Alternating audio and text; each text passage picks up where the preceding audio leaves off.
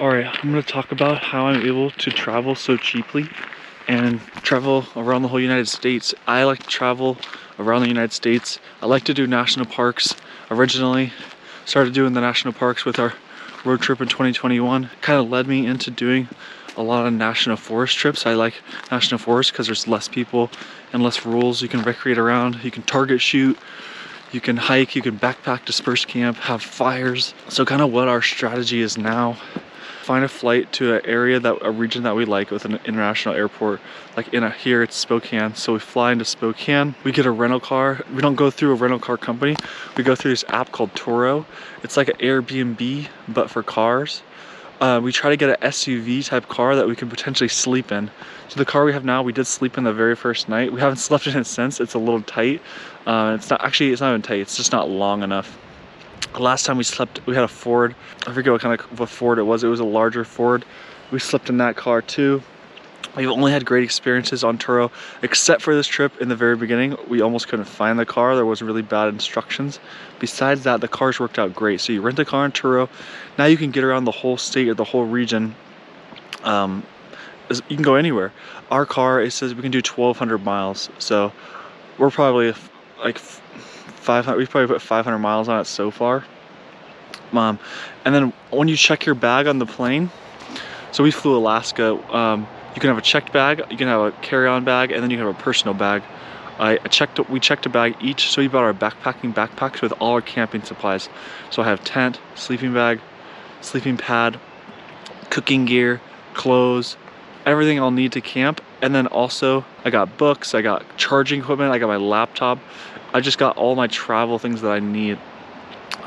For showers, I have a solar shower that I brought with us. We haven't used it yet. We've been able to find free showers in the area. So showers are taken care of with free showers or our solar shower that we have.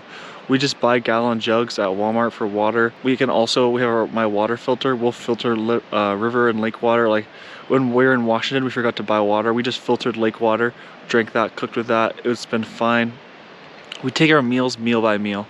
So we like to vacation really cheap. We did a road trip 5 weeks for less than $1,000 each. We were able to do that by having cheap meals. So like our night one, we had pasta. The pasta was like $2.50, and that was 2 meals for us.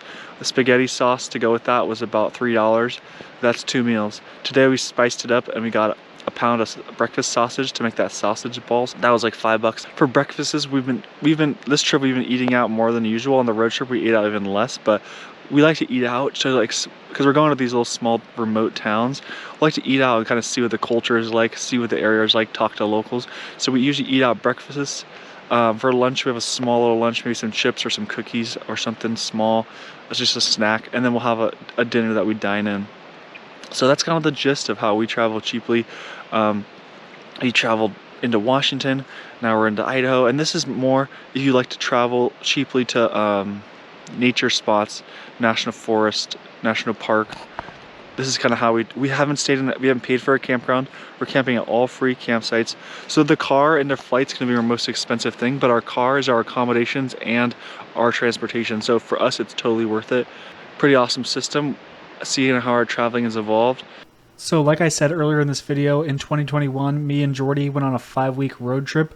We did take our own personal vehicle. You can see the route on the screen here. But now we've kind of evolved our strategy since we have less time now. We're working with the Turo rental car system where we can fly into a town. So we really like the Pacific Northwest. So we'll fly into Spokane and we'll rent a car and we'll go around that area, kind of get off the beaten path and explore different spots. But we're even thinking of going back east, going to Florida, going to Kentucky, West Virginia, some of these other remote national forest, national park areas that we want to explore. And instead of driving all the way from where we live all the way to the East Coast, we can now take a car on Turo and we can do a weekend trip, or we can do a 4 or 5 day trip. So your main expense is going to be the flight and the rental car. We stay in free dispersed campsites. If you want a little bit more amenities, you can rent campsites, but we use sites like iOverlander, freecampsites.com, and just other ways of finding free spots where you can camp in your vehicle or tent.